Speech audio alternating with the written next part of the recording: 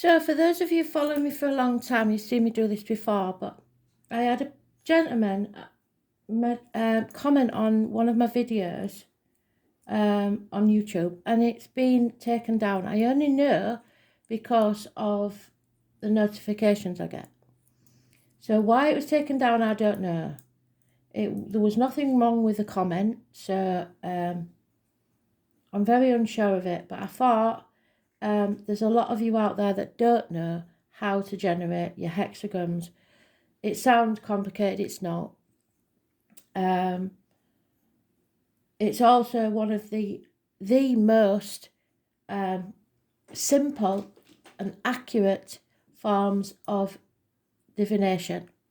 It's very ancient, and I can't tell you what century because I didn't go that far into it.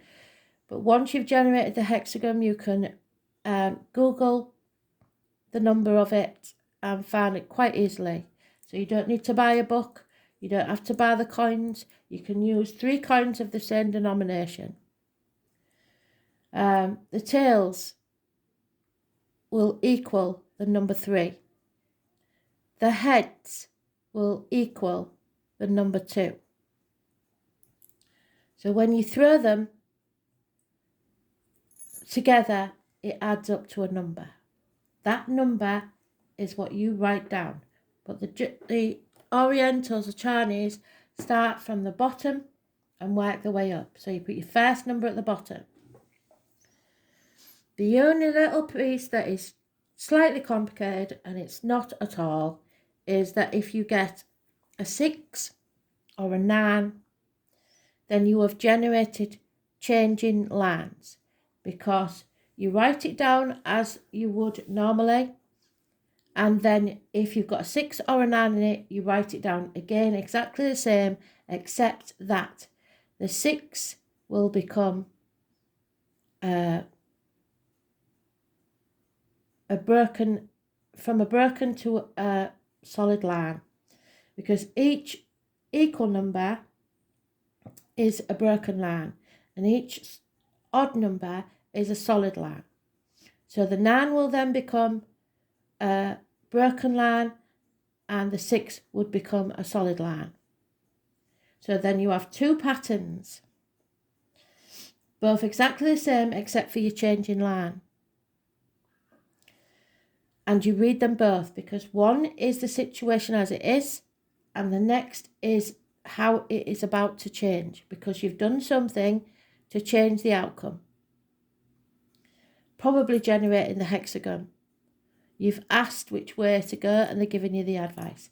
So I shall go through it with you once. So we throw them like dice, and we have 2 heads and a tail. So that's 8. We throw them again.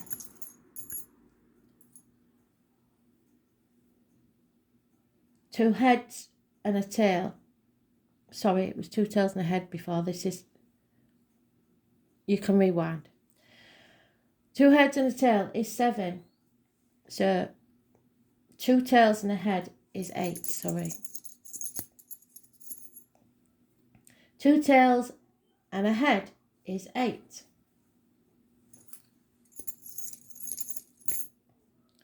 2 heads and a tail is 7.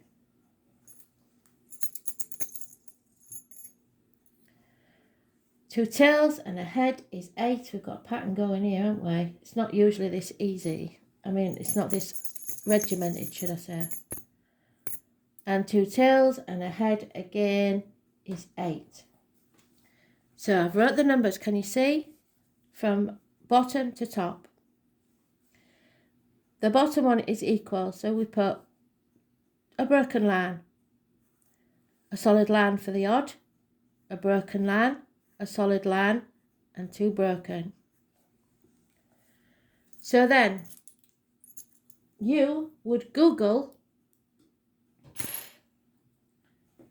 the hexagon chart, the Ching chart, and it looks something like that. Your trigrams. And you start with the upper one, the top pattern that you've got there. So 2 broken lines and a solid, which is Chen. Can you see that? Chen.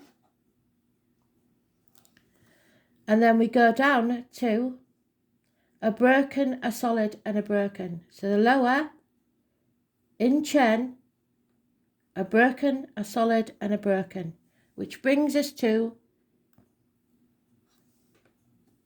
Chen Kan, the number 40.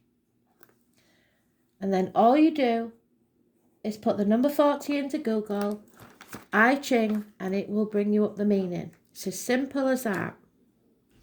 Now I'm going to read you the meaning of number 40. Liberation. This hexagram, which is that's just the pattern that we've made, is the hexagram. They use all these fancy words, and that's what put people off. It has thunder below, thunder above, moving away from the danger of the water below. After turmoil, there is fresh and healthy atmosphere. Troubles will be a thing of the past for the time being. New opportunities are going to present themselves. It is not all plain sailing though, as you will have to be very firm in your determination to clear away any trash left behind and start afresh. There could be a certain amount of residual animosity, but you can clear this up quickly and thoroughly positive attitude.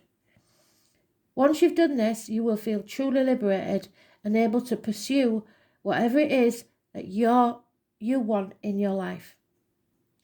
Although you may have won some form of victory, it is essential that you do not become conceited, but rather restore your life to its normal pattern as soon as possible. If you do not, you will simply create the very conditions that caused you so much grief before. So, thereby is your lesson of I Ching. Thanks for listening. I hope you've watched that, Sean. I really don't understand. I didn't want you to think it was me that had deleted the comment. Okay, thank you. Bye.